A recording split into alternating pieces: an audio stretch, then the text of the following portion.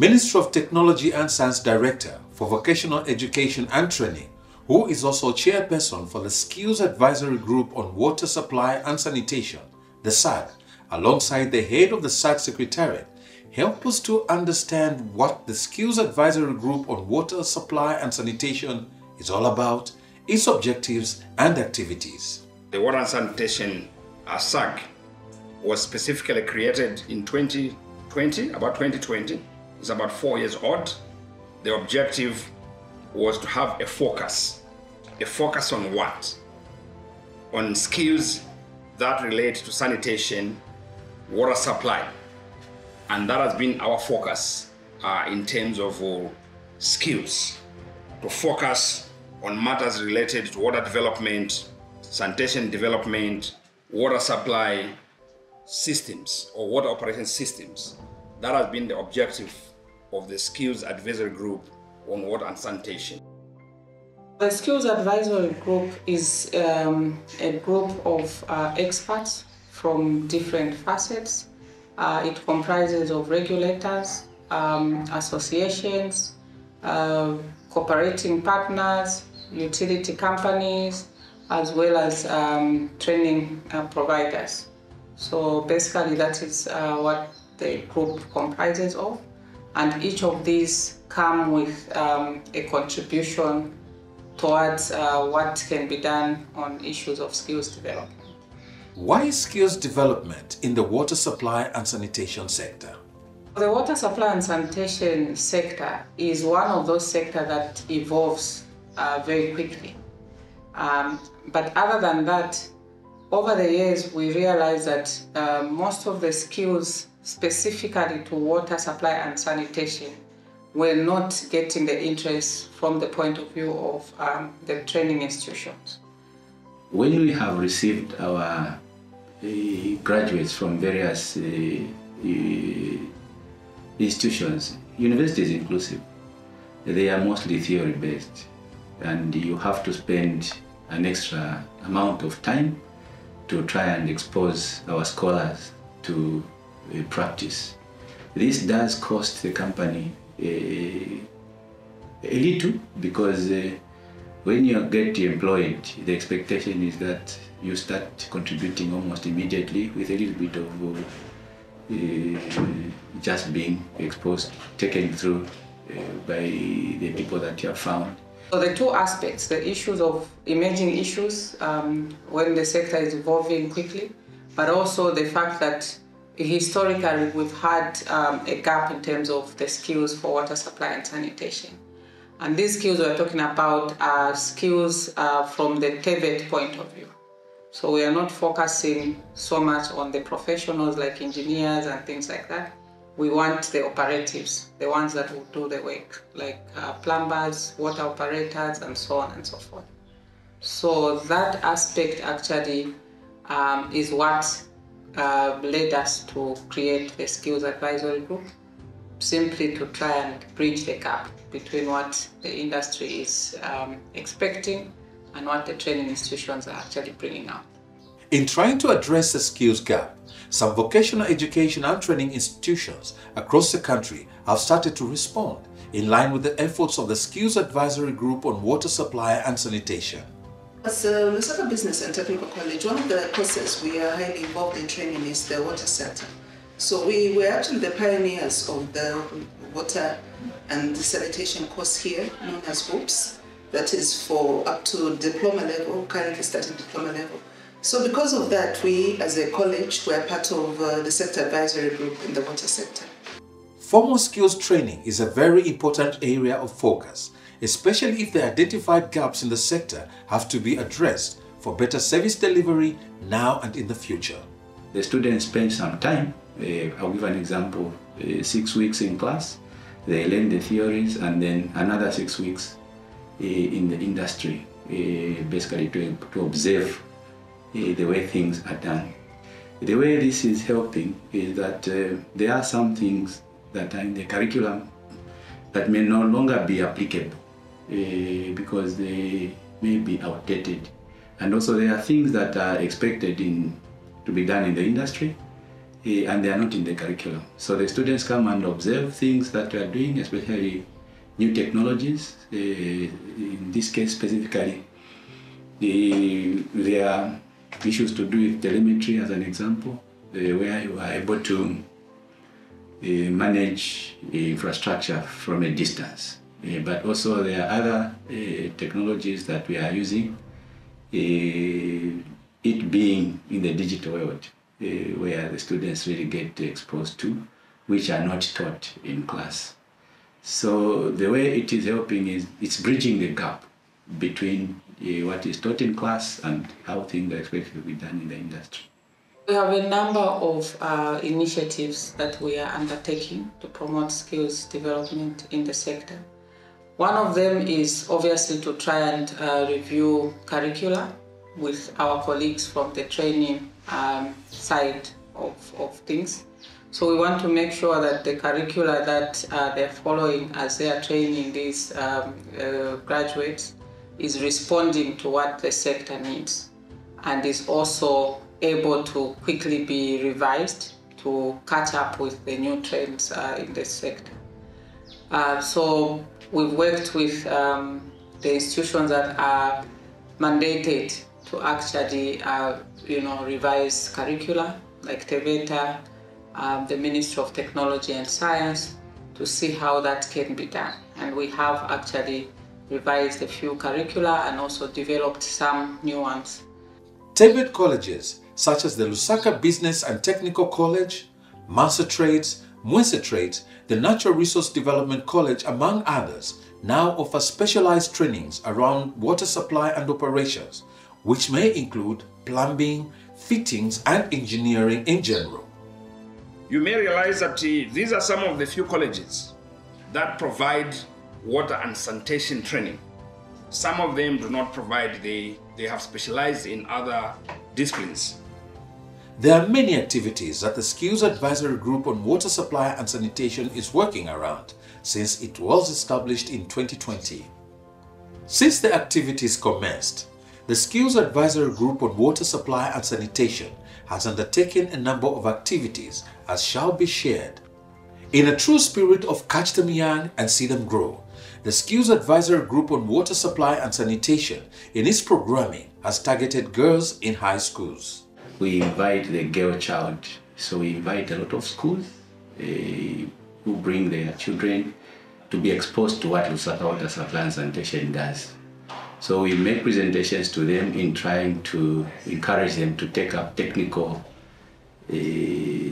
subjects, to try and take up technical careers, basically trying to explain the different types of engineering and how they are applied in Lusaka Water. And then thereafter, we also try to expose them to hands-on experience of how things are done.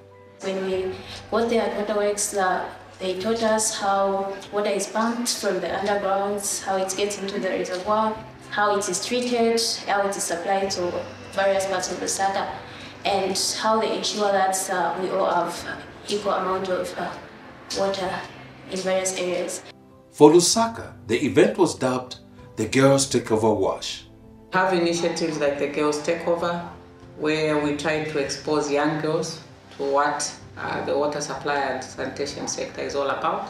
They take over a few activities, just to have a few, and with that we think that we can encourage them to pursue courses related to water supply and sanitation when they are done with their studies.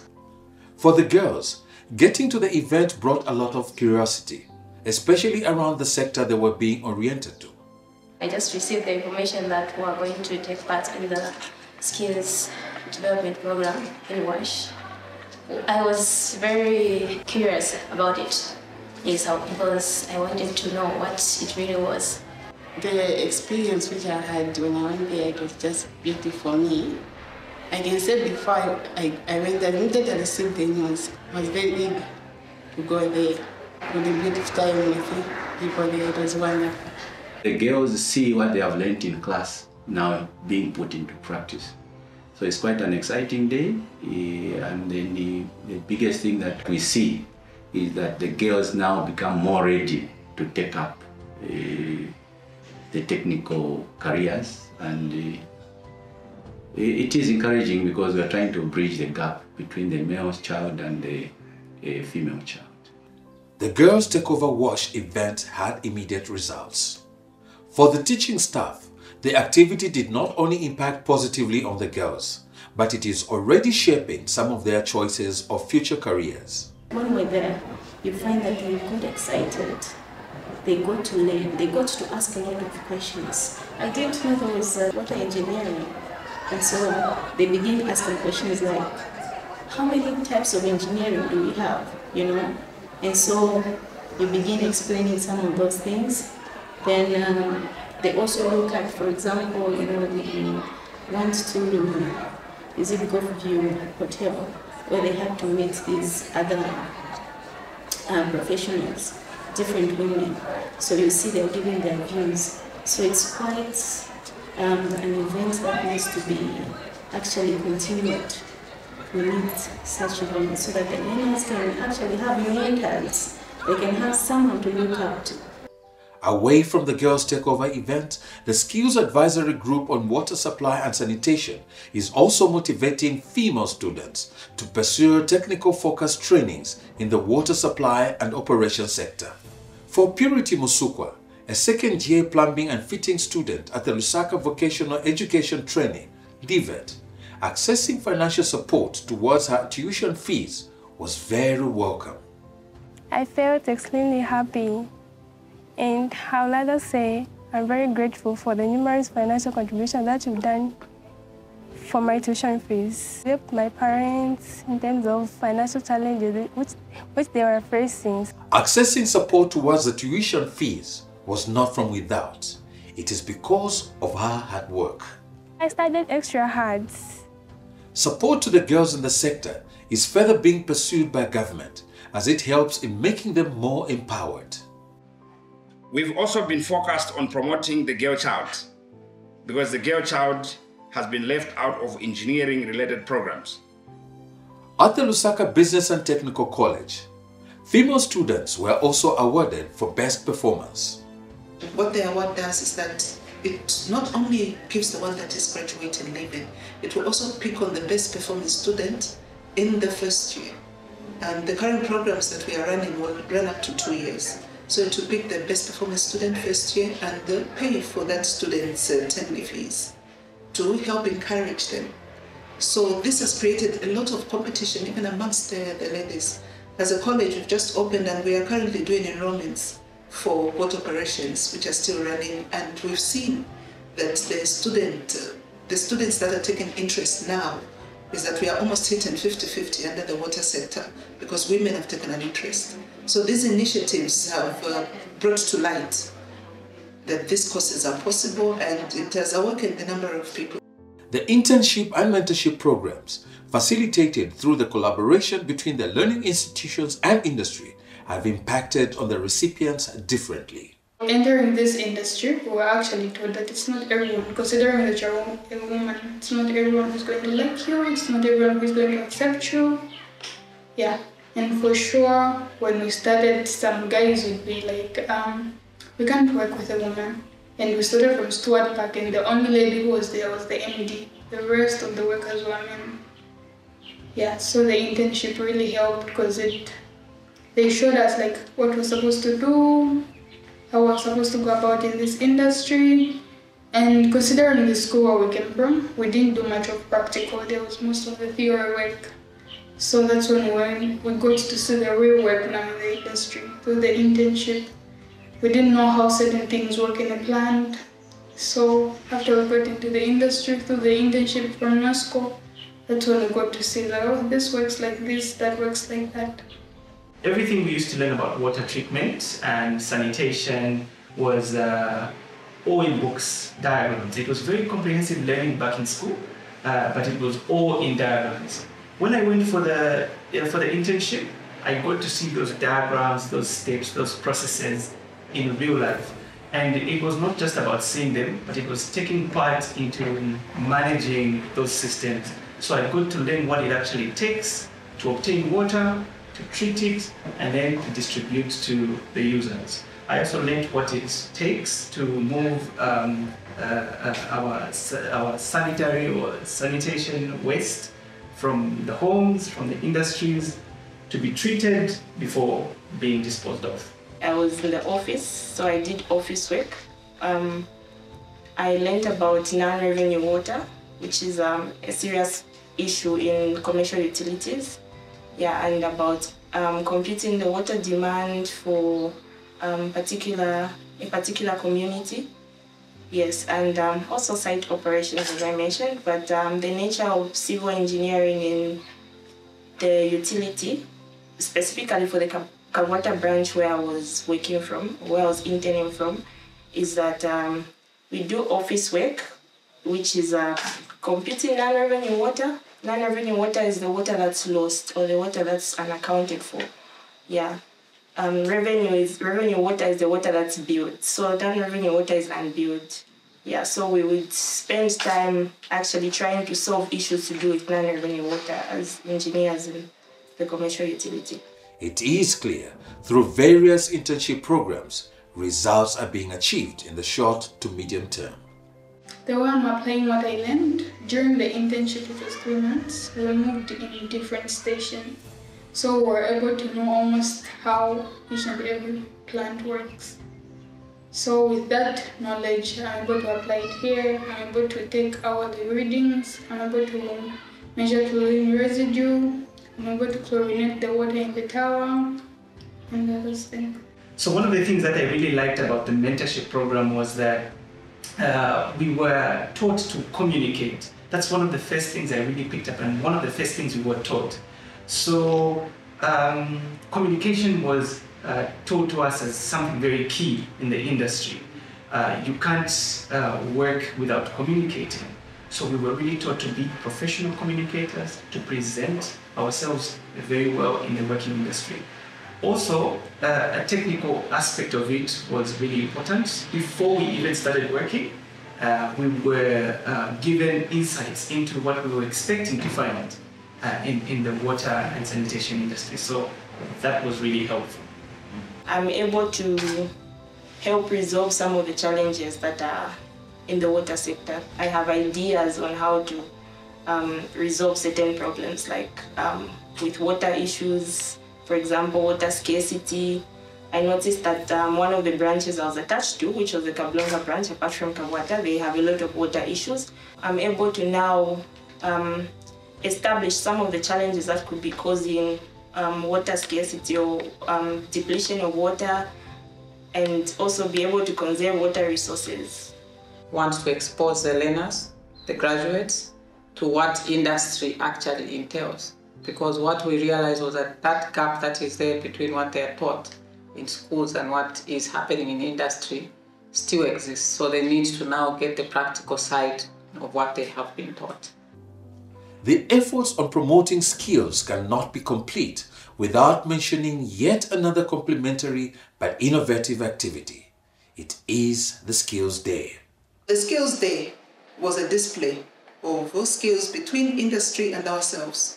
So it created a competition. We actually did come up with a competition in liaison with Lusaka Water and ourselves. Apart from Lusaka Business and Technical College, Mansa also was one of the other colleges, and Lusaka Vocational Technical College was also part of the college that represented students' platform. I was privileged as Lusaka Water an employee, actually as the whole team, because we emerged as the victorious winner over the event. So what happened that day, I was so happy that we learned a lot of multiple skills. As trainers, we picked students that we felt could showcase what we are teaching them. And as industry, they also picked the best that they thought these people perform well when they go out to perform their jobs. And we gave them a surprise assignment to say, we want you to come up with this within a specified time. And it brought together a lot of happiness and a lot of initiative. The Skills Day brought together those practicing in industry and those getting their knowledge in class.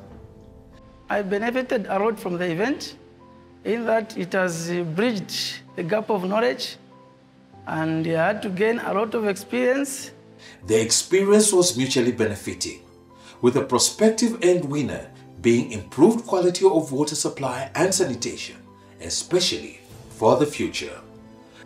The activities of the Skills Advisory Group on Water Supply and Sanitation are continuously taking shape and also steadfast on the part of the stakeholders with an interest on skills development. Their resolve is to continue to promote skills development in the water supply and sanitation sector in Zambia. The Skills Advisory Group initiative is a very good one, and I think that if we continued on this trajectory, the future of skills development, particularly in the water supply and sanitation sector, would be very bright. We are hoping that partners would come in to support this initiative, because what we've seen from the activities that we have undertaken is that there's a very positive feedback that we're getting. So we think that if this initiative is scaled up and that it's adopted at national level, then the future of skills development will be very bright. This program, like we have alluded to earlier, is extremely promising, bringing new students that are a little bit more trained, almost ready to learn running. So I think the biggest thing that would be an appeal to other industries to support this program so that it is successful, and it can be a very good way of training our students henceforth. If you go to water, you can see that we're still mechanical, especially in the third world. We're still mechanical because we have to pump water from the dam, from a borehole, from a lake, from a river, okay? But in all these, you need skills. Skills at pumping level, skills at transportation level, skills at treatment level, skills at supply level, skills at distribution level. All in all, I think going into the future, we're looking for skills that are best